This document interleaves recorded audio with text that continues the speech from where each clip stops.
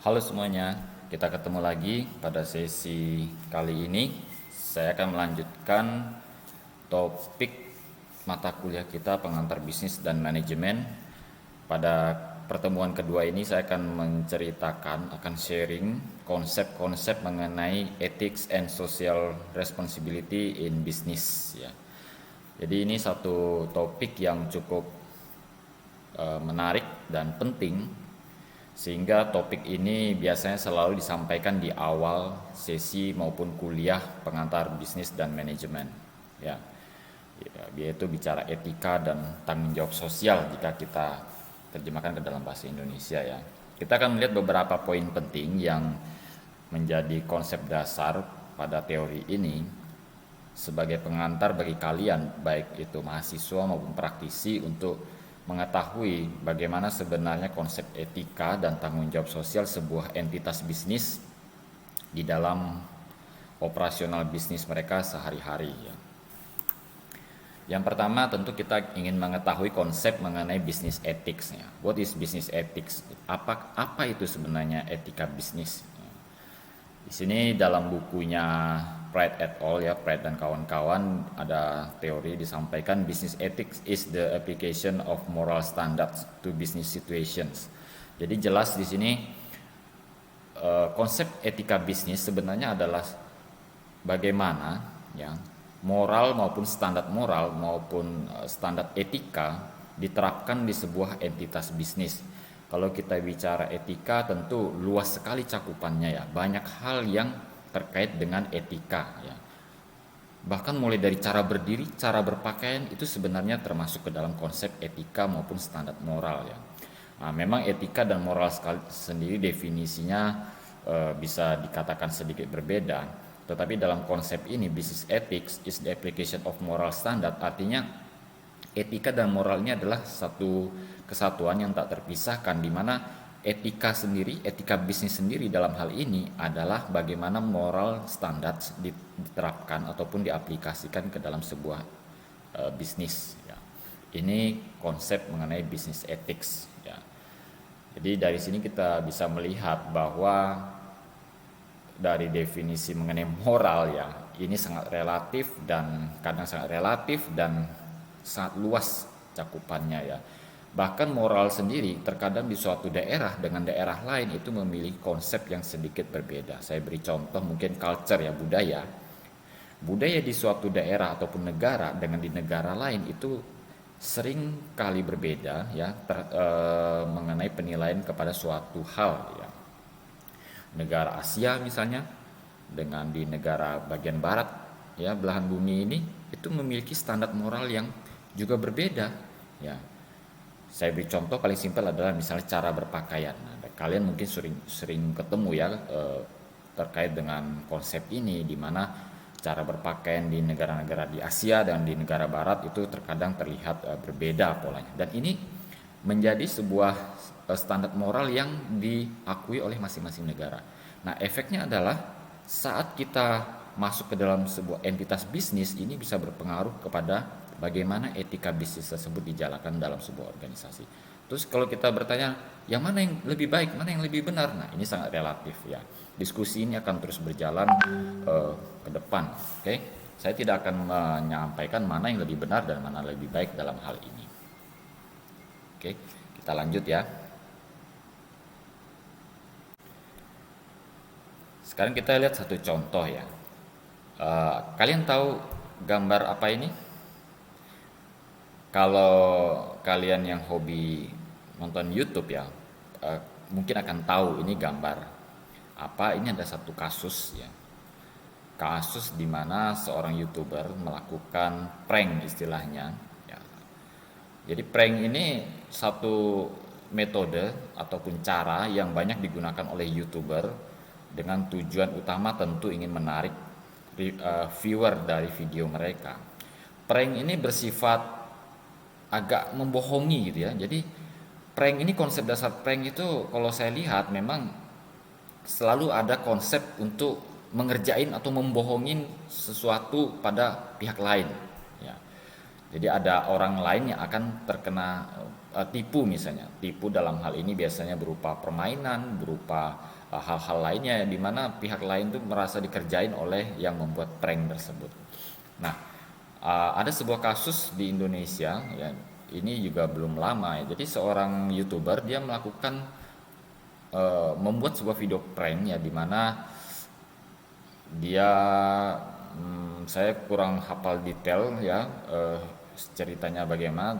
Intinya dia melakukan prank tersebut dan ada pihak-pihak tertentu yang merasa dirugikan, dipermalukan ya, sehingga pihak tersebut melaporkan YouTuber ini ke pihak berwajib dan akhirnya mereka pun ditahan. Nah, kita bisa melihat ya memang mereka diproses, kemudian proses secara hukum juga diberi arahan ya, dan sepertinya terakhir memang sudah dibebaskan lagi ya. Kita tidak tahu keputusan dari pihak berwajib mengenai hal ini, mereka sudah lakukan proses hukum tentunya. Nah, ini contoh ya bagaimana pentingnya sebuah etika bisnis. Tentu YouTuber-YouTuber ini akan mendapatkan hasil berupa materi ya dari video yang mereka buat, ya kan? Dari viewer yang datang melihat video mereka. Tetapi apakah ini etis kalau kita bicara bahasa simpelnya ya? Apakah video yang mereka buat tersebut etikanya baik? Walaupun itu bisa menghibur orang tertentu ya. Nah, disinilah mungkin saya perlu tekankan pentingnya etika bisnis dalam kita menjalankan bisnis kita. Ini contoh yang sangat simpel ya. Banyak lagi kasus-kasus lainnya, nanti kita akan lihat juga beberapa contoh lain ya. Tetapi saya berusaha ingin memberikan contoh-contoh yang lebih positif dalam sesi kali ini. Tentu kita mungkin berikan contoh bagaimana entitas bisnis yang berhasil mewujudkan ya etika bisnis dalam operasional bisnis mereka sehari-hari. Kita lanjut. Kemudian kita lihat sekarang isu-isu mengenai etika yang sering terjadi di dalam konsep etika bisnis ya. Bagaimana kasus-kasus maupun kejadian-kejadian yang sering memancing perhatian dari pelaku bisnis dan juga pihak-pihak terkait ya. Dalam hal ini kita akan melihat beberapa bisnis isu-isu etis ya, isu etika yang sering muncul di dalam operasional sebuah bisnis. Yang pertama adalah fairness and honesty ya. Fairness and honesty ini kalau dari artinya kita bisa lihat ini, kita anggap sekilas ini adalah bicara rasa adil ya, fair ya, rasa adil dan kejujuran. Jadi dalam hal ini tentu ini mencakup ke berbagai pihak ya. Misalnya kita lihat ke entitas bisnis sebuah perusahaan misalnya. Apakah perusahaan sudah menjalankan bisnisnya dengan berasaskan keadilan? Kemudian perusahaan menjalankan bisnisnya dengan jujur? Nah, ini menjadi pertanyaan bagi setiap pihak dan organisasi itu sendiri harus bisa mengevaluasi hal-hal ini ya. Saya beri contoh ya.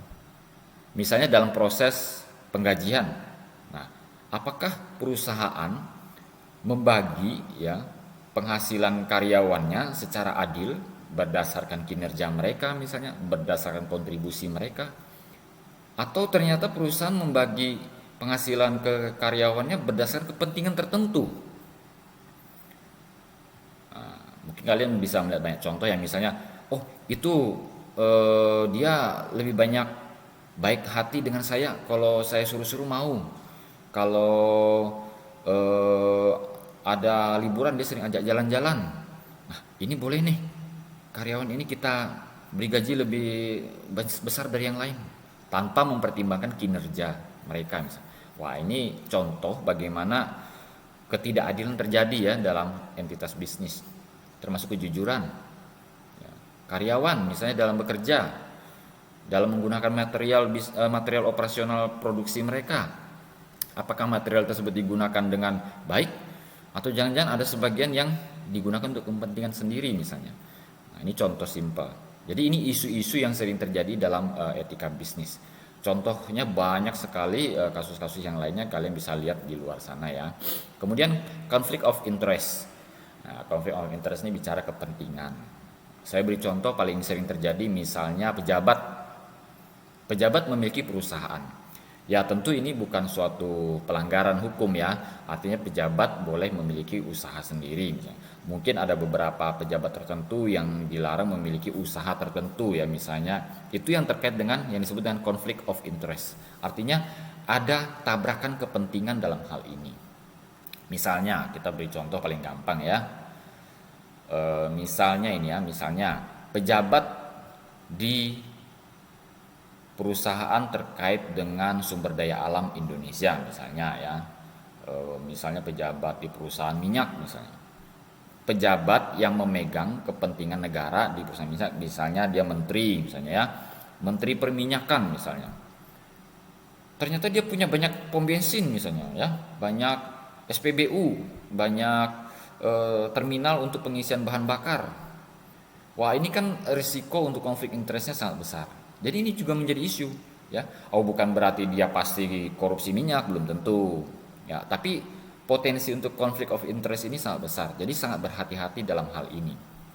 Sehingga mungkin ada beberapa tingkatan jabatan itu ada ketentuan bahwa mereka tidak boleh misalnya ya memiliki bisnis ini karena dikhawatirkan akan terjadi konflik of interest. Contohnya adalah di bursa saham. Ya. Jadi pegawai-pegawai di Bursa Efek Indonesia yang saya tahu ya, mereka tidak boleh berinvestasi di perusahaan di saham itu sendiri. Ya, ini yang saya tahu. Kalau saya salah boleh dikoreksi ya. Jadi kenapa mereka tidak boleh berinvestasi di pasar modal? Karena risiko konflik of interestnya besar. Karena mereka bekerja di Bursa Efek Indonesia yang mengelola arus informasi di pasar modal Indonesia. Nah, ini kan sangat sensitif ya, dan potensi konflik of interest ini tinggi. Oke, ini isu yang kedua yang sering diangkat dalam kasus isu-isu etika bisnis. Dan yang ketiga di sini adalah communications ya. Ya, ini juga sering terjadi seperti di awal tadi saya beri contoh ya mengenai budaya. Sebuah perusahaan multinasional ya yang berada di banyak negara, mereka pasti sangat memperhitungkan masalah ini. Kenapa? Ya, pola komunikasi di sebuah negara dengan negara yang lain itu akan memiliki pola yang sangat berbeda, sehingga perusahaan multinasional mereka harus betul-betul memperhitungkan hal ini. Ya, ini isu yang terjadi berikutnya. Oke. Nah, faktor apa saja yang mempengaruhi pola perilaku dari etika ya, pola etika yang ada di perusahaan ya. Ini ada beberapa faktor yang menjadi faktor utama dalam hal ini ya. Kita akan lihat satu persatu. Yang pertama adalah individual factors ya. Individual factors, maka kita bicara faktor-faktor individu. Oke. Faktor individu. Faktor individu ini contohnya karakter seseorang ataupun mungkin budaya yang dia bawa sejak lahir. Ini adalah pola atau faktor utama yang mempengaruhi bagaimana etika bisnis ini, pola perilaku etika di dalam berorganisasi ya.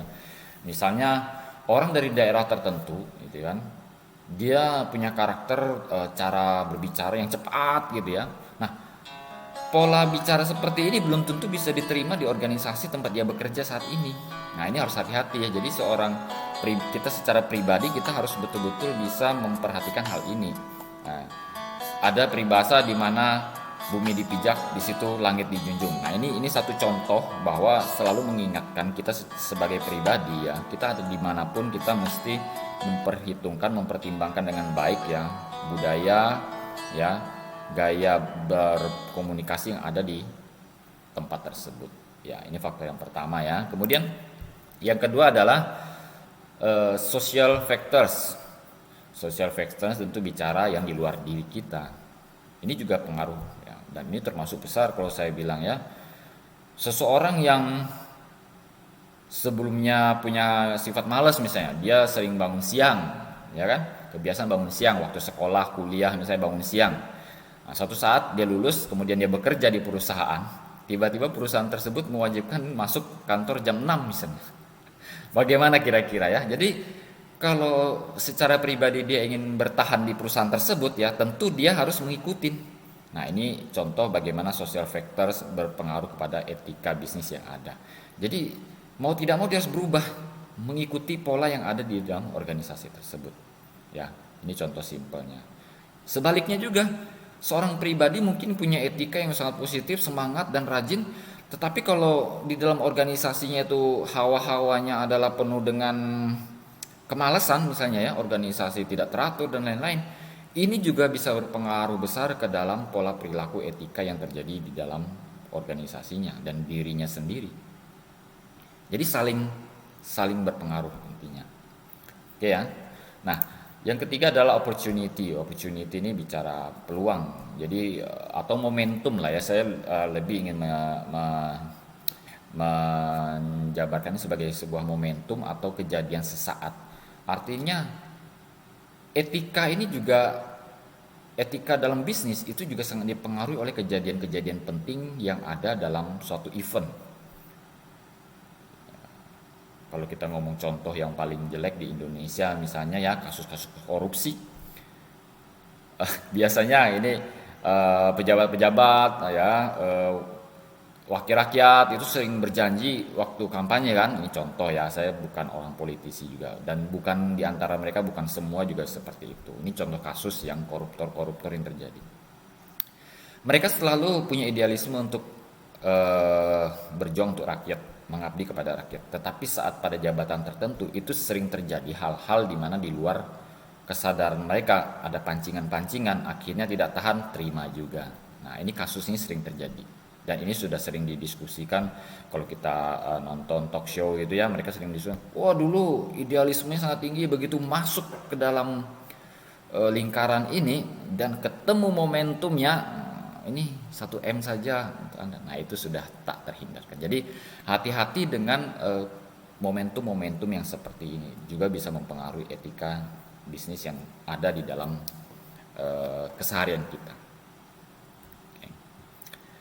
Nah, sekarang bagaimana cara untuk bisa encouraging ya? Encouraging ini artinya membangun ya, kita bisa definisikan membangun pola perilaku yang etis di dalam keseharian kita dalam berbisnis dan berorganisasi misalnya. Yang pertama adalah governance rule. Di sini berarti kita bicara peran pemerintah ya. Nah, pemerintah sebagai pengelola utama ya proses bisnis yang ada di sebuah negara, tentu mereka memiliki kewenangan paling besar di negara tersebut. Sehingga peran pemerintah dalam hal ini tidak bisa kita abaikan dan sangat penting. Dalam hal ini pemerintah harus bisa melihat ya dan merancang ya pola perilaku etis yang harus ada di dalam proses bisnis dalam sebuah negara. Dalam hal ini pemerintah sering mewujudkannya dalam bentuk undang-undang misalnya, peraturan-peraturan pemerintah, kebijakan-kebijakan di kementerian, itu semua salah satu tujuan utamanya adalah bagaimana pengaturan ya ataupun membangun ataupun menjaga ya, pola perilaku etis yang ada di dalam entitas bisnis dan organisasi.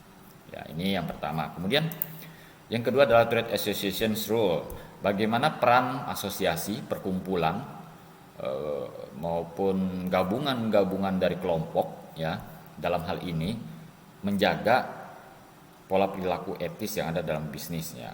Kita bisa melihat mengapa banyak asosiasi kelompok bisnis yang didirikan, tujuannya salah satunya yaitu ingin membangun bagaimana perilaku etis bisa berjalan dengan baik di entitas bisnis mereka. Contohnya asosiasi pedagang sayur, asosiasi pasar tradisional di Batam misalnya ya. Nah, itu mereka tujuannya apa? Bagaimana tetap bisa mengkoordinasikan proses perdagangan yang ada dengan baik.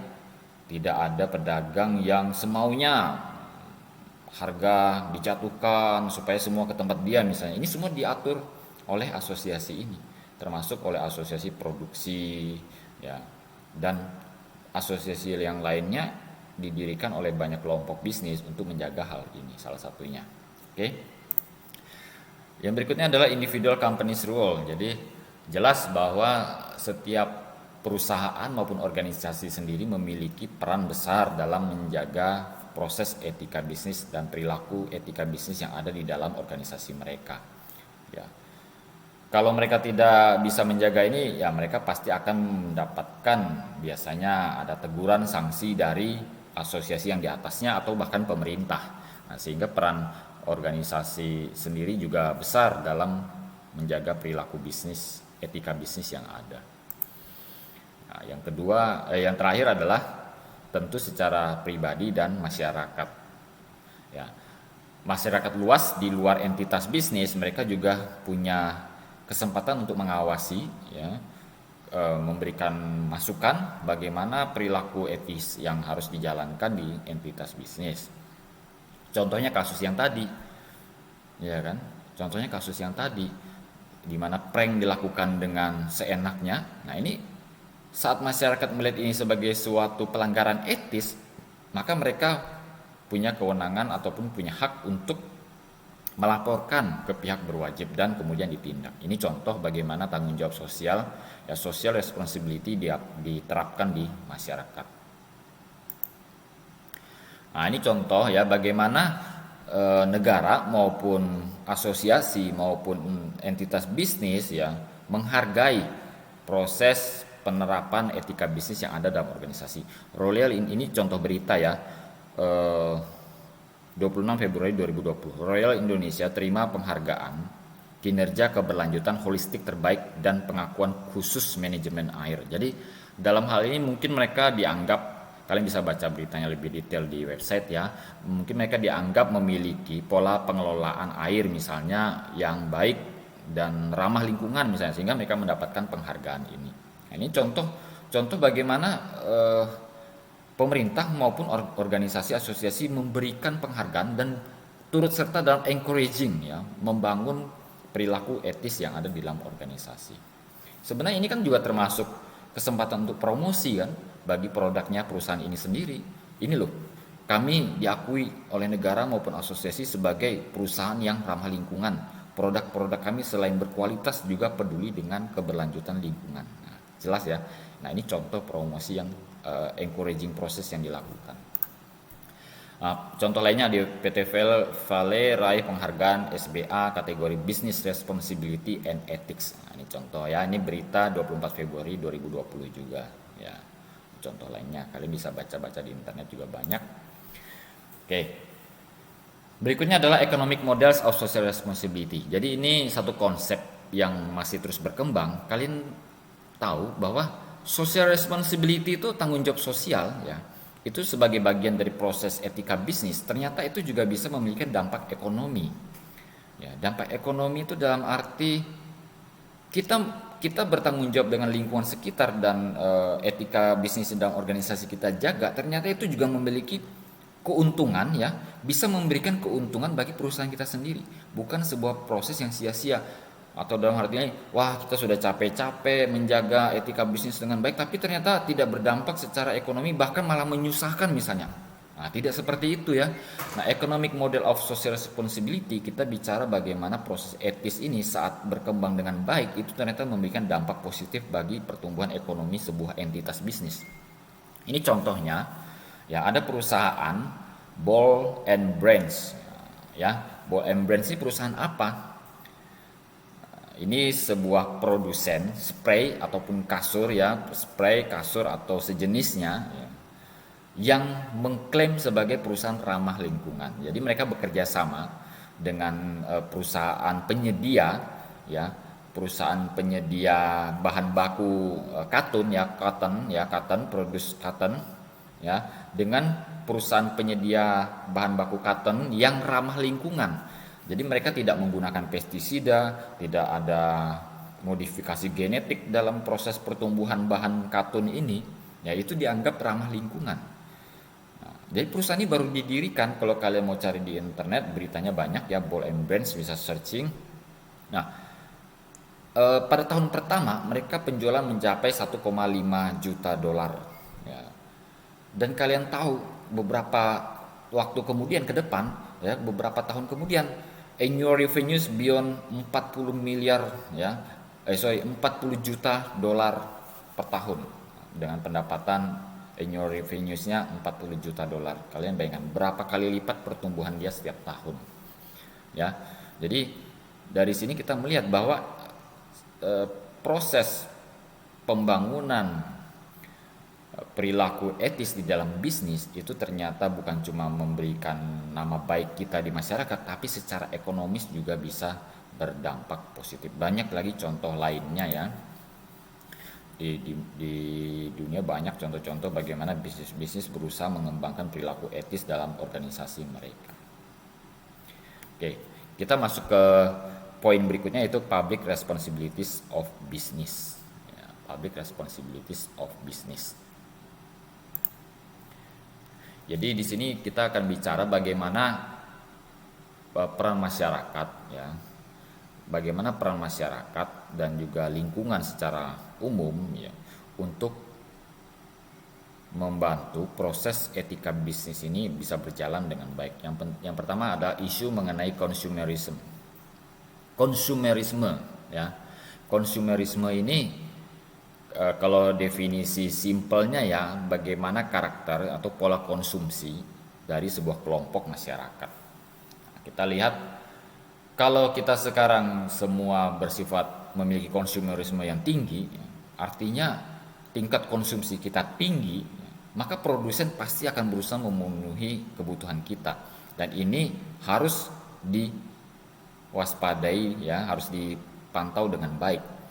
Karena pola kehidupan masyarakat ini sangat mungkin untuk terbentuk ya perlahan menuju arah yang negatif ataupun yang positif, sehingga peran berbagai pihak seperti tadi di awal, pemerintah, organisasi, asosiasi, perusahaan dan lain sebagainya itu juga harus membantu dalam proses ini.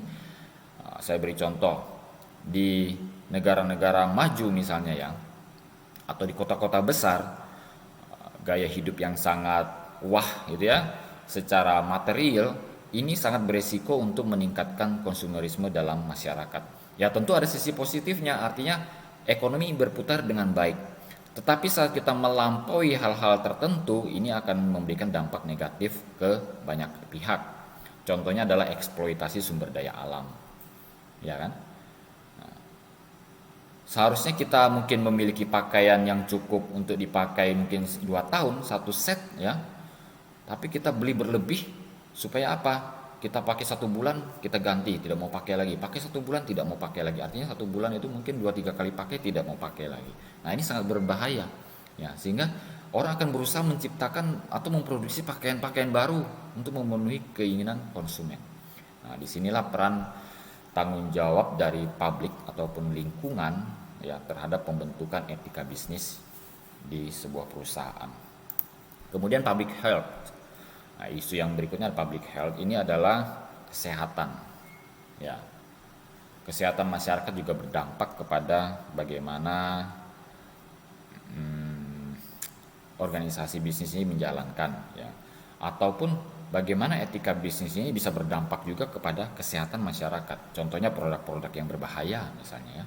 Nah, ini organisasi harus produsen harus berhati-hati dalam hal ini. Ini sering sekali terjadi kasus ya. Bagaimana misalnya alat-alat kecantikan ternyata memberikan dampak negatif bagi penggunanya. Ini contoh yang sangat simpel. Dan isu-isu yang lainnya ya, employment practices ya. Employment practices ini sudah sering terjadi tadi ya. Bagaimana masyarakat yang tidak puas dengan penghasilan mereka, kemudian perusahaan yang tidak memperlakukan karyawan dengan layak misalnya. Ini isu-isu yang sering terjadi, sehingga kalau kita sering ketemu itu demo misalnya, kasus demo ya, kenaikan upah dan lain-lain itu menjadi tuntutan yang sering kita dengar. Oke. Kemudian environmental concerns. Nah, ini isu yang juga sering mengemuka pada akhir-akhir ini ya, sehingga ada berkembang teori-teori mengenai green economics ya, green industry dan istilah-istilah itu, karena green itu identik dengan hijau, identik dengan ramah lingkungan ya. Nah isu-isu itu terus berkembang ya, terus berkembang hingga saat ini dan menjadi tren saat ini dan mungkin akan tren di masa depan ya. Saya termasuk penggemar isu itu, artinya saya secara pribadi saya termasuk menganut pola hidup yang berusaha untuk ramah lingkungan ya.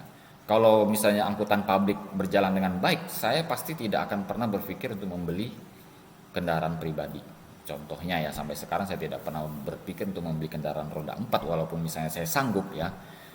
Saya pikir kendaraan roda 2 sudah cukup, maka saya tidak pernah berpikir ini satu pola pikir yang saya biasakan supaya terbiasa dalam hidup saya dan keluarga saya secara pribadi misalnya ya. Nah, tujuannya apa ya? Tentu karena kita memiliki concern terhadap environmental kita. Kita peduli dengan lingkungan kita. Kita memahami bahwa semakin banyak proses pembakaran yang terjadi, maka akan memberikan dampak yang semakin negatif kepada lingkungan di sekitar kita. Ini ada satu contoh, kalian bisa coba searching di internet, Kikapo Coffee. Nah, ya, ini perusahaan kopi. Nah, dia juga di roasting. Roasting ini berarti bagaimana memanggang kopi ya. Nah, ini perusahaan roasting cafe. Nah, di sini dikatakan 100% solar powered roastery. Nah, bayangkan ya. Jadi kalian lihat ini ada semboyan dia 100% solar powered roastery, artinya proses roasting kopi mereka itu 100% menggunakan energi matahari. Kalian bayangkan, pernah lihat perusahaan seperti itu di sekitar kita? Nah, case yang kedua, silakan cari contoh ya di website, ya di internet atau dimanapun, atau di sekitar kalian. Kalau kalian ketemu, kalian ceritakan contoh perusahaan ya yang menerapkan konsep ramah lingkungan dalam operasional mereka. Itu case-nya ya, silakan dijawab untuk case yang kedua. Oke. Jadi pada pertemuan kedua ini kita sudah mendiskusikan beberapa konsep ya yang fokus di dalam etika bisnis. Tadi saya bicara apa itu etika bisnis. Kemudian isu-isu yang berkembang di dalam proses etis ya, perilaku etika bisnis. Kemudian faktor-faktor apa saja yang mempengaruhi pola perilaku etika bisnis ya. Kemudian bagaimana membangun ya, pola perilaku etis di dalam organisasi yang khususnya dimotori oleh pemerintah ya. Kemudian economic model of social responsibility, bagaimana pola perilaku etis dan tanggung jawab sosial ini bisa bernilai ekonomis ya. Kemudian public responsibility of business and other issues ya, bagaimana isu-isu terkait dengan etika bisnis yang ada selama ini dan masih terus diperdebatkan dan diperbincangkan. Ya, ini kesimpulan maupun rangkuman yang bisa saya berikan terkait dengan topik kita pada kali ini. Semoga bisa memberikan gambaran jelas sehingga kita sebagai mahasiswa maupun praktisi bisnis memiliki pandangan yang cukup jelas bagaimana etika bisnis ini bisa kita bangun dengan baik dalam bisnis kita dan organisasi kita ke depan. Baik, terima kasih semuanya. Sampai jumpa lagi di video berikutnya.